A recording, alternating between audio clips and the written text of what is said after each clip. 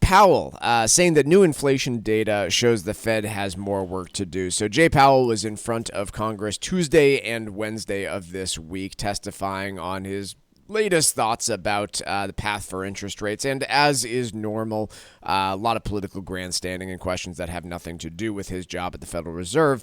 But the commentary coming out of him was, I think, quite calm in reaction to what was a quite uncalm CPI report that came out Wednesday. So you did the program yesterday, Paul. I did not, but I mean, help me contextualize, thoughts right now on the state of inflation and where Jay Powell seems to be driving things. His commentary was a measured approach, stating the fact that we don't get excited about one or two good readings and we don't get excited about one or two bad readings. For context, the last couple of reports that we've had from the CPI front, we covered it on yesterday's show, they've been hotter than anticipated. They've been poor readings. And typically on this program, we try to stay measured as well, understanding that these can be noisy month to month. You do have some things that could perhaps be one-offs. We've talked a lot about egg prices and things like that, though I don't think that there is a near-term solution for anything that's going on there. But ultimately, inflation's been running hotter than expected. If you look at the different factors that could feed into persistent inflation, we've got a very strong labor market. Granted, we're not hiring at the rates that we were in 22, but you still have 4% unemployment. You've got average hourly earnings data that we receive that the worker is earning more money, and you've had GDP growth that has been quite strong as well. And the consumer has really been extremely resilient for the last couple of years, spending a lot of money there. And as a result, you sit here and say, there are a lot of factors out there that are keeping inflation higher. And Mike, I was surprised by the fact that the markets didn't react perhaps as negatively as I would have thought, because to me, that report that we saw, again, we saw close to 0.5% month-over-month inflation on CPI, 3% year-over-year.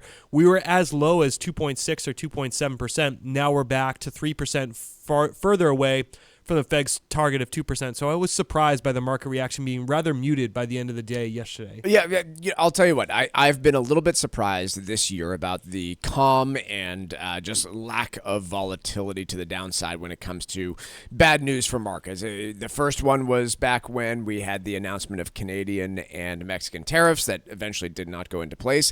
Now we have this. And to be clear, this is a divergence from what we saw in markets over the course of the last few years. Pretty clear path. Inflation higher, equity markets down out of concern for higher interest rates. And that path broke a little bit yesterday, because we did see inflation higher, we did see rates higher, and equity markets, while they initially sold off, were pretty flat for the day. I don't know where we actually landed for the day, but I saw the NASDAQ was nearly flat at one point, and the S&P very down slightly when I was looking. And so it was a relatively calm day and things taking off again. So how do I read into that? One, I don't think you can discount the possibility that people are just putting on the blinders, whistling past the graveyard, use whatever comparison or phrase you want when it comes to that. That could be possible.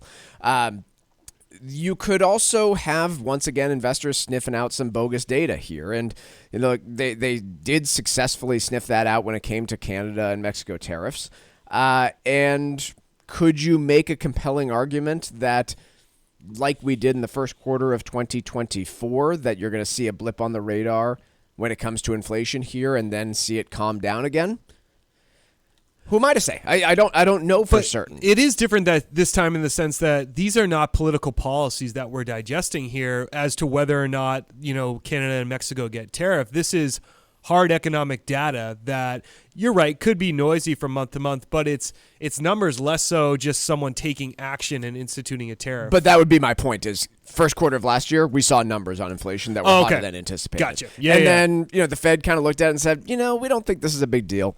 And they were right. The same thing happened with the labor market in the summer, too. We saw unemployment tick up from 3.6 to 4.2, and now we sit at 4, and there was concerns that in July and August we're going to continue on that pace. So that's fair. So, there's also been a lot of conjecture, and I don't know how much, if at all, you guys covered this yesterday, but economists have been kind of debating how successful the BLS is at taking out seasonal adjustments. So I'm going to briefly overview what we're talking about with seasonal adjustments when it comes to inflation.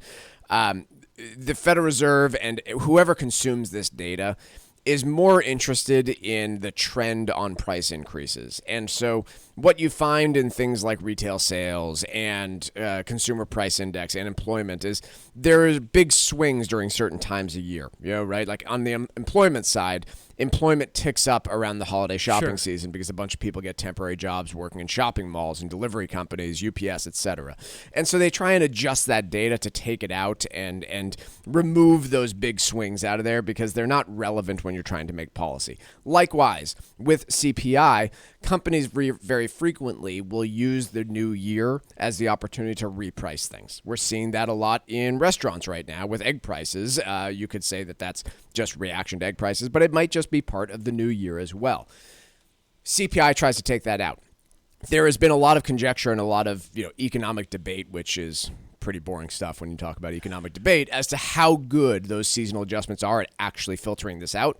Because for the last few years, you've seen a spike in inflation in the first quarter of the year. So I don't know that I buy it, but that is another possible reason that I think maybe people are saying, hey, let's take a break here. Now, the counter argument would be, well, equity markets did not get concerned. Bond markets certainly did. Sure. And so I can't explain that. Clearly, some investors in some places are worried about inflation. Others are less so. So it was a pretty ugly consumer price index report yesterday. It was more than just food that was moving things. You can blame Biden if you want. You can blame Trump if you want. I don't really care. The fact of the matter is the data is there. And frankly, no president is really in charge of where egg prices go. No. Can we all just admit this for a minute that, in spite of how much everyone hates politicians, that politicians are not responsible for the price of eggs? Can we all agree on that one thing? It'd be great. It'd be nice if we could agree on one economic certainty, which is presidents don't control grocery prices.